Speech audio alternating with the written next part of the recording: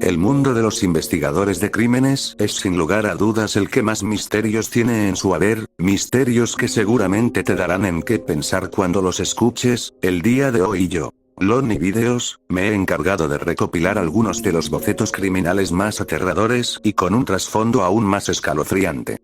Prepárate, porque este es el iceberg de los bocetos criminales más aterradores.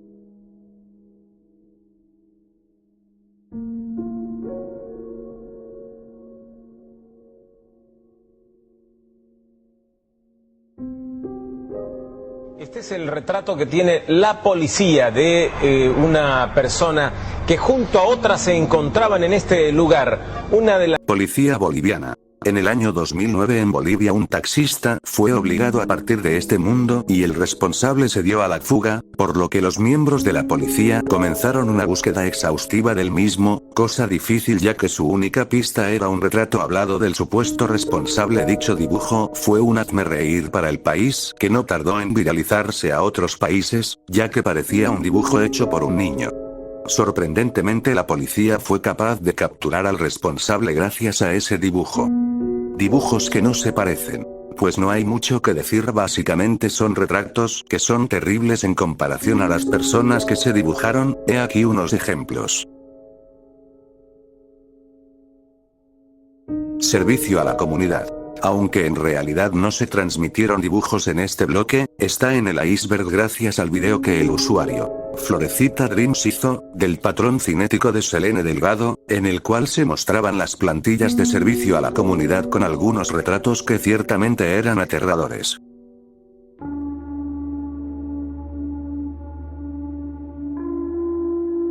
Lois Gibson. Lois Gibson es considerada la artista de bocetos criminales más precisa de todo el mundo, lo que le hizo ganar un récord Guinness. Lois se metió al mundo de la policía luego de que ella misma fue víctima de un abuso, por lo que decidió que su misión sería evitar que a más personas les suceda lo mismo que a ella. Como artista forense del Departamento de Policía de Houston, Texas, su talento ha ayudado a identificar positivamente a 751 delincuentes y a conseguir más de 1000 condenas.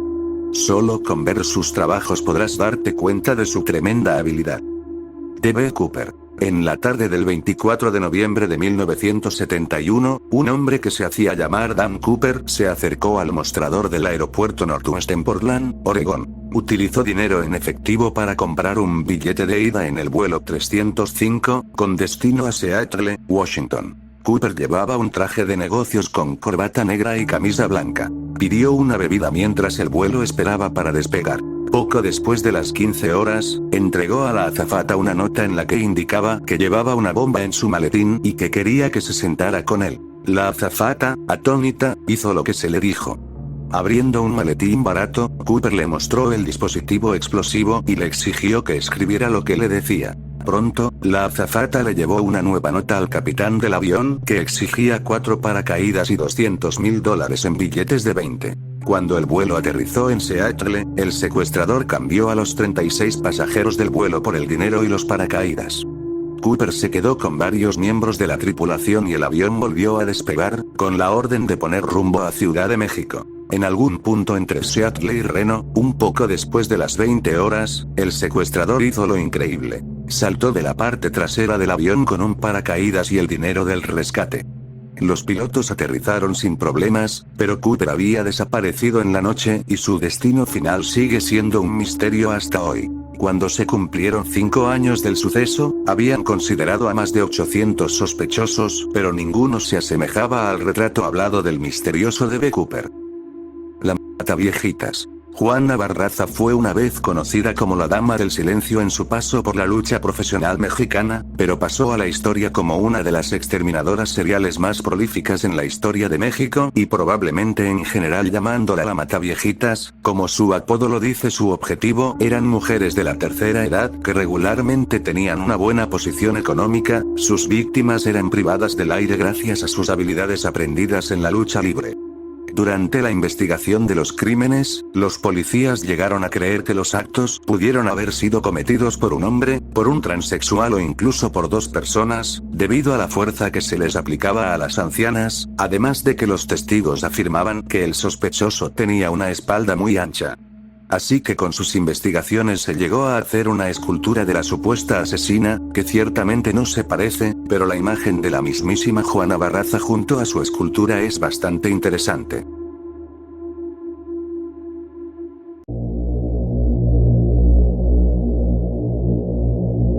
Space is open to us now, and our eagerness to share its meaning is not governed by the efforts of others. El hombre del paraguas. Nombre con que se denomina a uno de los tantos espectadores que se arrimaron hasta la caravana en la que se movilizaba el por entonces presidente John F. Kennedy, aquel fatídico mediodía de Dallas, y que abrió un paraguas negro, bajo un sol radiante, en el preciso momento en que el coche presidencial pasaba delante suyo, coincidiendo exactamente con el inicio de la liberación de proyectiles que finalizó a JFK. Entre las muchas versiones conspiratorias que insisten en vincularlo con el asesinato, existen las que lo señalan como el responsable de indicar a los francotiradores el momento oportuno para liberar proyectiles, con el ademán de abrir el paraguas, y las que sostienen que se trata del mismísimo asesino, con un paraguas que, en realidad, es un dispositivo capaz de liberar munición. Este puesto no tiene un boceto facial, pero tiene uno con respecto al paraguas del sujeto, donde se muestra el supuesto mecanismo que tendría para liberar los proyectiles contra el presidente. De Rick Toddley. De este tipo es que salió la imagen de la mayoría de memes de Selene Delgado. Le hice un vídeo hace unos meses, donde está más detallada su horrible historia. Te lo dejo en el comentario fijado. Lake Bottom Murders. El 4 de junio de 1960, las jóvenes de 15 años Mayla Irmail Björklund, y Anja Turitimäki, de Espoo, Finlandia, salieron a acampar. Las acompañaban sus novios de 18 años, Seppo Antero Boisman y Nils Wilhelm Gustafsson. Habían elegido un conocido camping a orillas del Lake Bottom. La llegada al campamento y la tarde posterior transcurrieron sin problemas mientras los adolescentes disfrutaban de su tiempo en la naturaleza. No fue hasta la madrugada del día siguiente cuando se produjo el desastre. Nils Gustafsson, el único superviviente del incidente, contaría la historia cientos de veces a lo largo del año siguiente, y su historia se descontroló varias veces, pero los hechos siguieron siendo los mismos.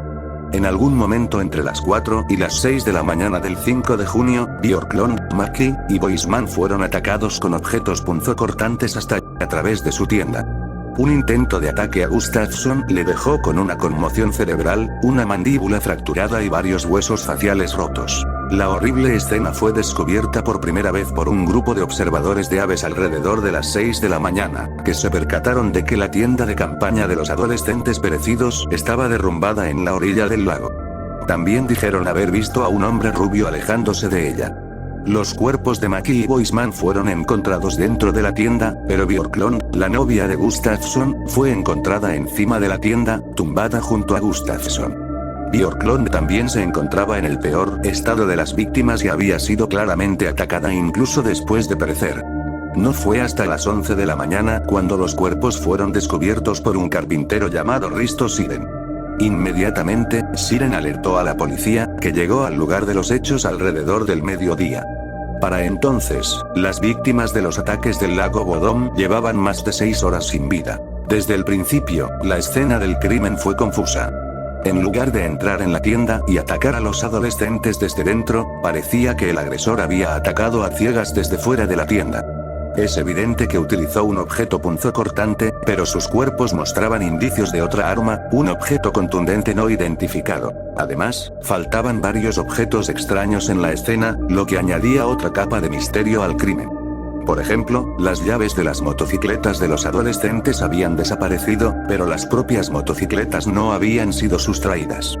También faltaban los zapatos de Gustafsson, aunque más tarde se encontraron a media milla de la tienda junto con partes de su ropa.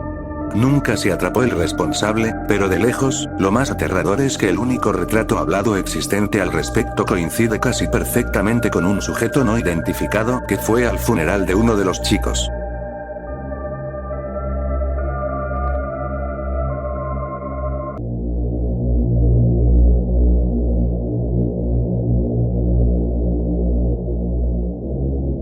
Cheryl Bowman. El 26 de noviembre de 1989, se descubrió el cuerpo de una fémina en una zanja del condado de Harris, Texas. La mitad superior de su rostro había sido vapuleada hasta el punto de convertirse en nada más que una masa gelatinosa. Como era imposible reconstruir el rostro, el boceto resultante mostraba a la víctima con la mano cubriendo la parte dañada de su cara. Lo único que la identificaba eran sus joyas, sus dientes y sus uñas pintadas. Se la conoció como uñas rojas. En 2005, fue identificada como Cheryl Bowman, una vagabunda que había cortado los lazos con su familia. Aparentemente, su atacante sigue sin ser identificado. A pesar de la brutalidad y el dibujo bastante inquietante, no parece que se haya hecho pública ninguna otra información sobre este caso sin resolver. No hay una hora estimada de muerte. No hay edad estimada. No hay edad real. No hay fecha de nacimiento. Ni la fecha real de la muerte. Ni siquiera una foto de cómo era en vida. Wadada Sarah Beard, de 17 años, era una estudiante de sociología de primer año en la Universidad de Nuevo México. Vivía sola en un apartamento fuera del campus en Albuquerque. A lo largo del día 8 de diciembre de 1988, Sarah no respondió a las repetidas llamadas de sus padres. A las 4 de la tarde, su madre Susan llegó a su apartamento. Obtuvo una llave del propietario y entró en el apartamento. Llamó a su hija pero no recibió respuesta. A continuación, oyó un extraño sonido rasposo procedente del otro lado de la cama de Sarah. Encontró a su hija tumbada, golpeada e inconsciente. La habían atado e inyectado en la nuca con un martillo unas 11 veces. 3 de los golpes fueron lo suficientemente fuertes como para fracturarle el cráneo y la mandíbula. La llevaron a cirugía de urgencia y, milagrosamente, sobrevivió. Sin embargo, al principio no podía comunicarse verbalmente debido a las lesiones en la mandíbula. Con la esperanza de identificar a su agresor, los padres de Sarah decidieron que le harían preguntas y que ella respondería apretando la mano de su padre James. Cuando respondió correctamente a varias preguntas, decidieron pedirle que identificara a su agresor. James lo hizo recorriendo el alfabeto y pidiéndole que le apretara la mano cuando llegara a la primera letra del nombre de su agresor. Después de recorrer casi todo el alfabeto, los padres temían que los apretones de mano anteriores fueran una casualidad. Sin embargo, finalmente volvió a apretarle la mano cuando llegó a la letra W. Entonces le preguntaron si el atacante era su amigo Wadada. Ella lo confirmó apretando de nuevo su mano. Wadada, cuyo nombre completo se desconoce, era un colgado de la universidad. Se consideraba un artista y a menudo vivía y pedía dinero a varios estudiantes, incluida Sarah. Sin embargo, la policía no podía presentar cargos basándose en la fuerza de un apretón de manos. Necesitaban que ella nombrara verbalmente a su agresor. Los médicos temían que no pudiera volver a hablar. Sin embargo, con el paso de las semanas, empezó a recuperarse de sus heridas. Finalmente, en enero de 1989, pudo hablar y dar a los investigadores un relato completo de lo que le había sucedido. Dijo que el 7 de diciembre de 1988, el día de la agresión, pensaba ir a la universidad a estudiar para los exámenes finales cuando Wadada se presentó en su apartamento. Le pidió que le prestara un pincel y ella le dijo dónde se encontraban. También le dijo que tenía que irse pronto. Cuando se giró para ponerse los zapatos, él la agarró por detrás y le puso un objeto punzocortante en la garganta. Le ordenó que se quitara las prendas. Ella golpeó el suelo y las paredes, gritando por ayuda. Sin embargo, nadie la escuchó. Golpeó y luego abusó. Después, comenzó a cantar salvajemente y la obligó a unirse a él. No se ha visto a Wadada desde el ataque. Ha utilizado los nombres de Gerald, Jaesan y Anthony Merris. Se le describe como una persona de entre 1,70 y 1,70 metros, de complexión delgada. Habla con un acento que podría describirse como caribeño francés o etíope, pero aparentemente domina el español. Su mano derecha está deformada. Los dedos están unidos formando una garra. Su brazo derecho también está deformado y tiene cicatrices de quemaduras en la parte delantera y trasera de ambas manos. Kid in the Box. En 1957, un cuerpo caucásico no identificado, de una edad probable de entre 4 y 6 años, cuyo cuerpo estaba envuelto en una manta de franela barata, fue encontrado boca arriba dentro de una gran caja de cartón a pocos metros del borde de Susquehanna Road, en el noreste de Filadelfia. El cuerpo estaba seco y limpio. Los brazos del niño estaban cuidadosamente doblados sobre su estómago. Las uñas de las manos y de los pies habían sido recortadas recientemente de forma corta y pulcra. Le habían cortado el pelo recientemente, muy cerca de la cabeza, de forma tosca y apresurada, quizá como un intento deliberado de ocultar la identidad del niño. Los pequeños mechones de pelo cortado se le pegaban a todo el cuerpo, lo que sugiere que alguien lo había aseado mientras estaba desvestido, probablemente poco antes o inmediatamente después de su fallecimiento. Había moretones por todo el cuerpo del niño, sobre todo en la cabeza y la cara. Todos los hematomas parecían haber sido causados al mismo tiempo. A pesar de las recientes investigaciones de Adam sobre el crimen, este sigue sin resolverse, nunca se supo su identidad. Su retrato, pese a no ser tan aterrador, entristece al ver el estado en el que en realidad estaba el rostro del niño.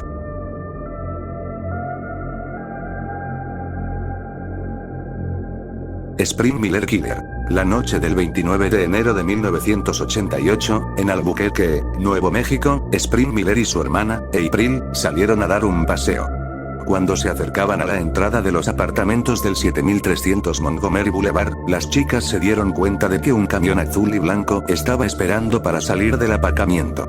Se detuvieron y esperaron a que el camión pasara. El conductor del vehículo sonrió y les hizo un gesto con la mano para que siguieran adelante. Cuando Spring y April estaban delante del vehículo, el hombre aceleró y arrolló a las chicas. Primero a Spring y le pasó por encima. April fue la siguiente y le pasó por encima de las piernas. April se recuperó de sus lesiones físicas. Spring pereció. Hubo varios testigos del incidente. Mucha gente en la cercana iglesia de Cristo estaban en la escena. También había una señora mayor que conducía un vehículo blanco que estaba directamente detrás del vehículo del sospechoso. A pesar de los numerosos testigos, nadie se presentó. El sospechoso conducía un vehículo azul y blanco 4x4 tipo Bronco o Blazer.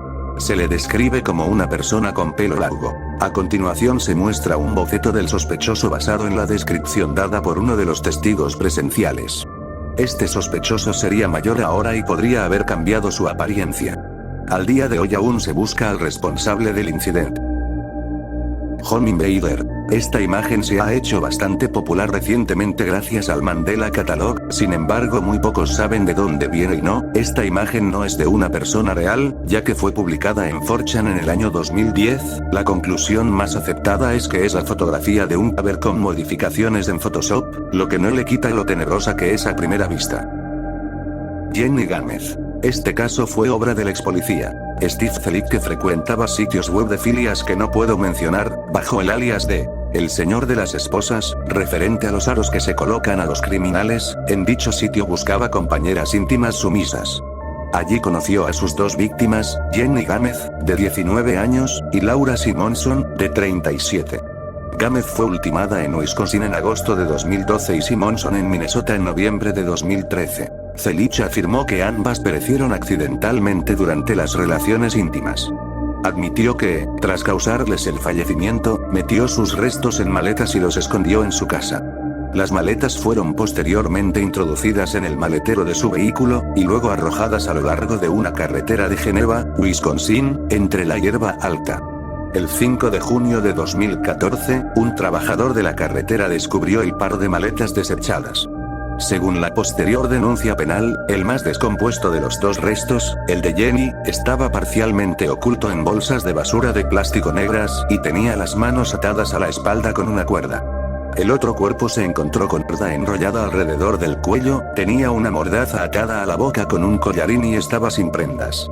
La imagen que estás viendo es la reconstrucción de los restos en estado de putrefacción de Jenny Gámez. Steve Felic la molió físicamente a tal punto que por poco y queda en misterio su identidad para siempre.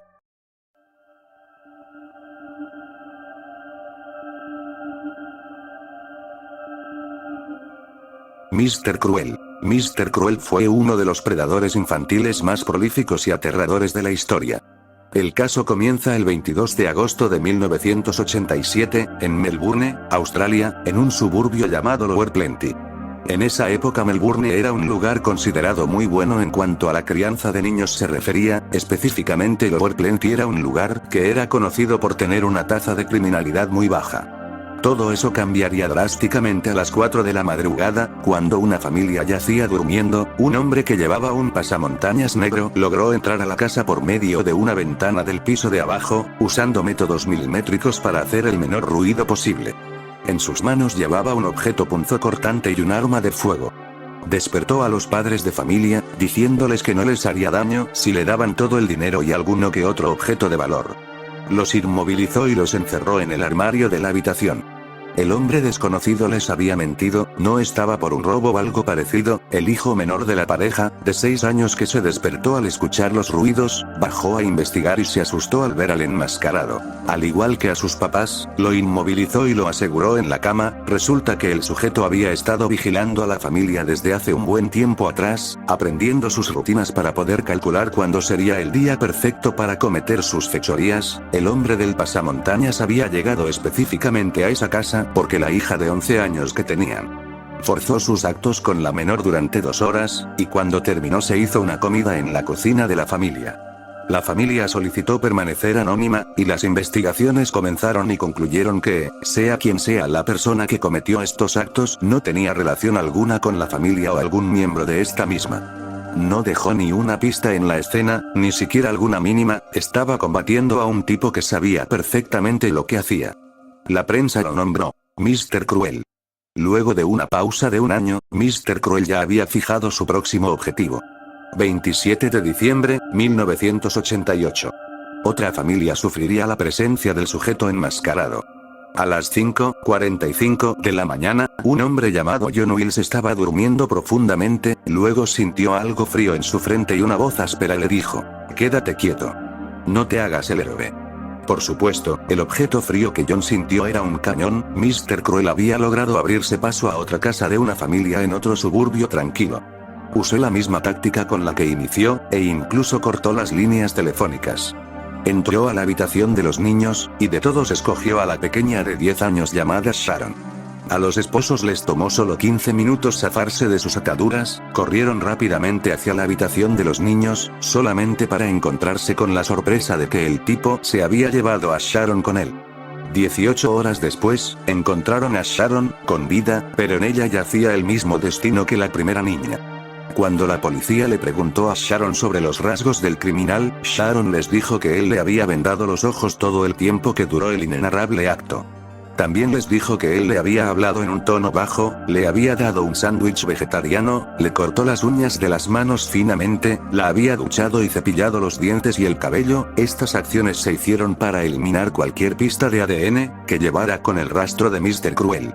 El pánico se apoderó de los padres de Sharon, no dejaban a sus hijos salir de noche y durmieron todos juntos en la misma habitación durante varios meses.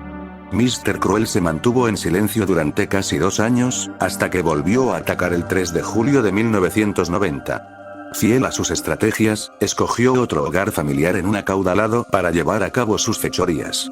Los padres de familia Brian y Rosemary estaban de fiesta, y sus 2 hijas Fiona de 15 y Nicola de 13. A la medianoche, las chicas se despertaron con los gritos de Mr. Cruel. Viéndolo con sus 2 utensilios para intimidar, no podían hacer nada. Le dijo a Nicola que buscara su uniforme escolar, mientras que Fiona estaba inmovilizada, a la que le dijo que le diera un mensaje a sus padres. Tendrían que pagar $25,000 si querían ver a Nicola de nuevo sana y salva.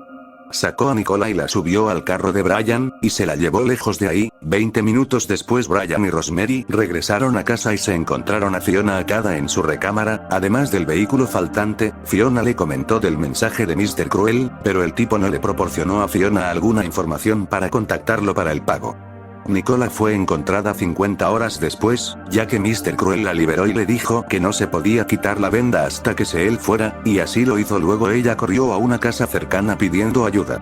Nuevamente él hizo el procedimiento de limpiar cualquier rastro de ADN que pudiera servirle de algo a las autoridades. Aportaron la descripción de su horrible pasamontañas, con puntas alrededor de los ojos y la boca. Quizá pienses que fue terrible, pero lamento decirte que lo peor viene a continuación.